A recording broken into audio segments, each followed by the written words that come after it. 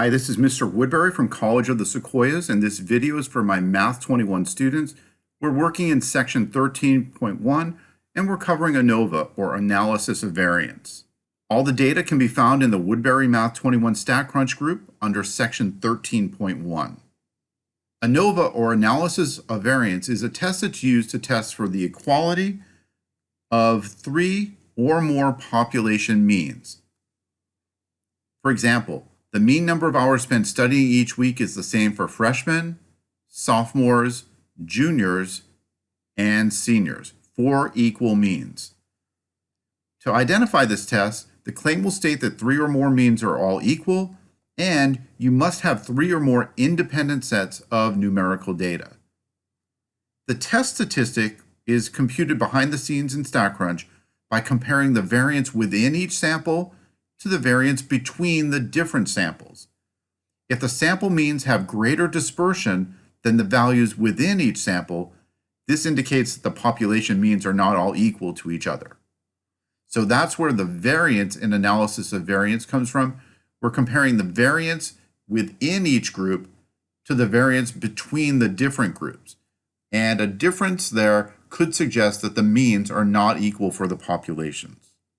The differences for this test: first, you must identify which population is going to be population 1, population 2, and so on. The null hypothesis will always be of the form mu1 equals mu2 equals mu3, and that goes for however many means you happen to have. H1 will always be at least one mean is different than the others. No differences in step 2. In step 3, the name of the test is Anova. For the calculations, we'll use stat Anova one way. Pick the columns containing the sample data and press compute. Now that will also allow us to check one of the conditions. We'll talk about that in a minute. The 2 conditions that must be met: first, the data in each independent sample come from populations that are normally distributed. We'll make QQ plots for each sample at the same time, and we'll compare each correlation statistic to the critical value from the normality table. Second, we have to make sure that the largest sample standard deviation is no more than twice the smallest sample standard deviation, and this part comes in the output of the Anova test. So we'll find the smallest sample standard deviation, we'll multiply that by 2, and then we'll make sure that no standard deviation is larger than that. Let's begin with an example. Here are the waiting times in minutes at the check-in counters for 4 different airlines in an airport for randomly selected flyers. And we have 6 values for airline A, 4 for airline B, 5 for airline C, and 4 for airline D. At the 0.05 level of significance, test the claim that the mean waiting time at the checkout counters of the 4 airlines is equal.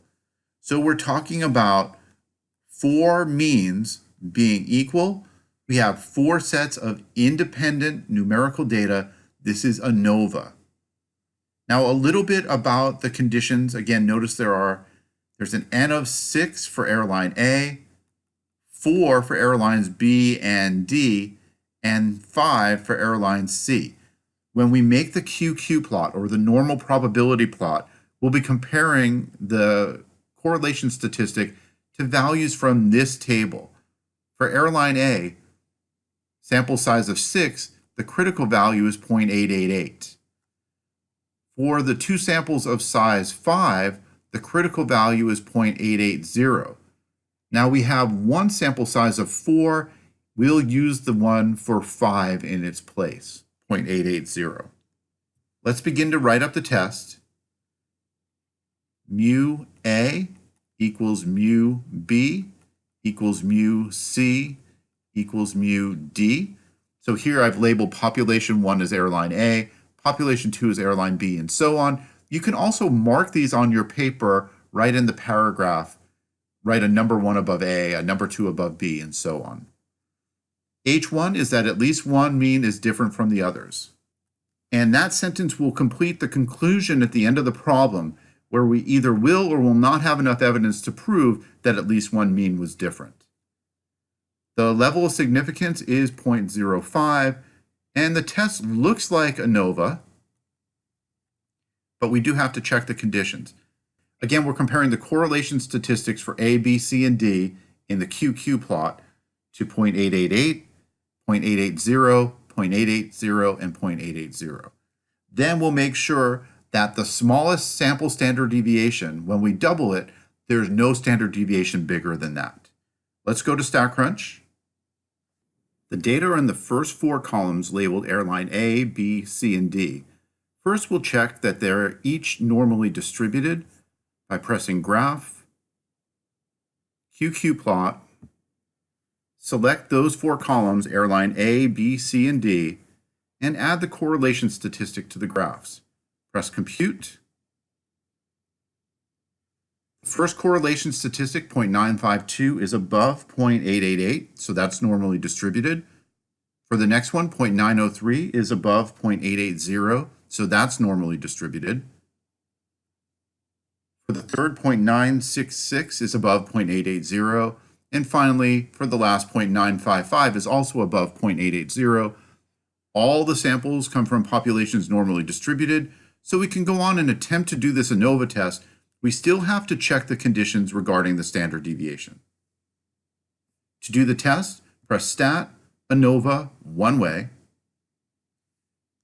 Select the 4 columns, airline A, B, C, and D, and press Compute. Now we're looking at the standard deviations of the 4 samples, and the smallest is 3.46 for airline B. Multiply that by 2, you get 6.92. Since all the standard deviations are lower than 6.92, that condition is met as well, and we can perform the test. The test statistic F equals 0.62, and the p-value is 0.6103. Okay, all the conditions were verified. The test statistic F was equal to 0.62, and that generated a p-value of 0.6103. When we compare that back to alpha, it's much larger than that. So in this case, we will fail to reject the null hypothesis. And so that means our conclusion is that there is not sufficient evidence to conclude that at least one mean is different than the others. In other words, we were not able to prove that one of these means was different than the others. Here's a second example. A random sample of 16 adult readers was asked to report how many minutes that they read per day. Here are their responses broken down into 4 age groups: 18 to 25, 26 to 45, 46 to 65, and over 65. There are 4 readers in each of the age groups. At the 0.01 level of significance, test the claim that the mean reading times for the 4 age groups are equal. So we have a claim about 4 equal means, and we have 4 sets of independent sample numerical data. This is an Anova test. Now for each sample, again, n equals 4. So when we go to check that each sample comes from a population that's normally distributed, we look to the normality table and notice that there's no n equals 4 again. So we'll use the critical value for a greater sample size, 5, and that is 0.880.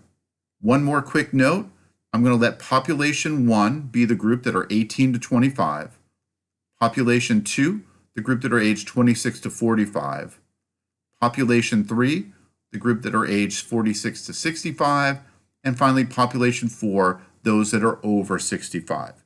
Let's start to write up the test. The null hypothesis is that mu1 is equal to mu2 is equal to mu3 is equal to mu4. H1 is that at least one mean is different than the others. The level of significance we were given as 0.01, and the test looks like Anova. Now we have to check the 2 conditions. Again, each sample must be normally distributed, and the smallest standard deviation, when we double it, must be larger than the rest of the sample standard deviations. Let's go to StatCrunch and get this done. The data are in the 5th through 8th columns labeled 18 to 25, 26 to 45, 46 to 65, and over 65. First, we'll check the conditions about each sample coming from a population that's normally distributed. Since each sample size is 4, we're just verifying that the correlation statistic from the normal probability plot, or QQ plot, is above 0.880, which was the critical value for a sample of size 5, the lowest on our table. Press Graph, QQ plot, select the columns 18 to 25, 26 to 45, 46 to 65, and over 65. Click on Add Correlation Statistic and press Compute. Again, we're comparing all these to 0.880. The first 0.932 is above that, so that's okay. The second 0.995 is definitely above it. The third 0.948 and the last 0.912 are all above 0.880, so that condition is met.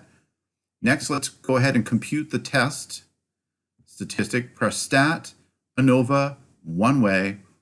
Select those 4 columns again, 18 to 25, down to the one that says over 65.